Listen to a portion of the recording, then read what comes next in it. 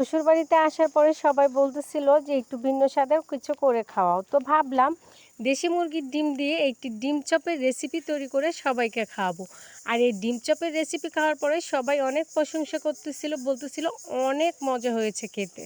তো আমার প্রিয় ভাই বোনগুলোর সাথে কি সেটা শেয়ার না করে পারি? তো আসসালামু আলাইকুম, কেমন আছেন আমার প্রিয় ভাই ও বোনেরা? আশা করি সকলেই ভালো আছেন।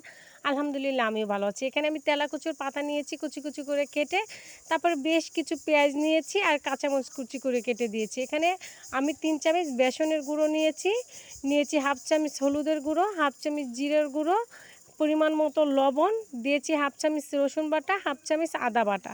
সেটা ক্যামেরায় আসে না, মিস্টেক হয়ে গিয়েছে। তারপরে ভালোভাবে এটাকে মেখে নিচ্ছি, দেখতে পাচ্ছেন কিভাবে মেখে নিতেছি। এভাবে সুন্দরভাবে এটাকে মেখে নিতে হবে। পেঁয়াজের পরিমাণটা একটু বেশি দিতে হবে এখানে। পেঁয়াজের পরিমাণটা কম হলে কিন্তু এটা মচমচে হবে না, খেতে খুব একটা বেশি ভালো লাগবে না। এই তেলাকুচুর পাতাটাও কিন্তু শরীরের জন্য অনেক উপকারিত। আর এমনি এটা চাইলে কিন্তু আপনারা শুধু পেঁয়াজ দিয়ে বানিয়ে নিতে পারেন বা শুধু তেলাকুচুর পাতা দিয়েও। কিন্তু দুইটা উপকরণ যদি আপনারা একসাথে মিক্স করে তৈরি করে নেন তাহলে কিন্তু এটা চমৎকার একটি রেসিপি হবে, খেতেও অসাধারণ লাগবে। আপনারা কিন্তু একবার এই রমজানে থাকতে থাকতে আপনারা একবার বানিয়ে খেয়ে দেখবেন যে কতটা মজাদার হয়েছিল এই চপটা। আর এই ডিম চপটা আপনারা বাসায় যদি তৈরি করে না খান তাহলে বুঝতেই পারবেন না এই ডিম চপটা কতটা মজা হয়েছিল। আর শ্বশুরবাড়িতে এসে একটু ভিন্ন স্বাদের কিন্তু কিছু করতে কিন্তু সব বউদের ইচ্ছা করে। আমার তো অনেক ইচ্ছা করে যে আমার শ্বশুরবাড়িতে এসে নতুন কিছু তৈরি করব বা ভিন্ন স্বাদের কিছু তাদেরকে তৈরি করে খাওয়াবো। আসলে অনেক কিছু অনেক সময় করি, সেটা আপনাদের সাথে শেয়ার করা হয় না।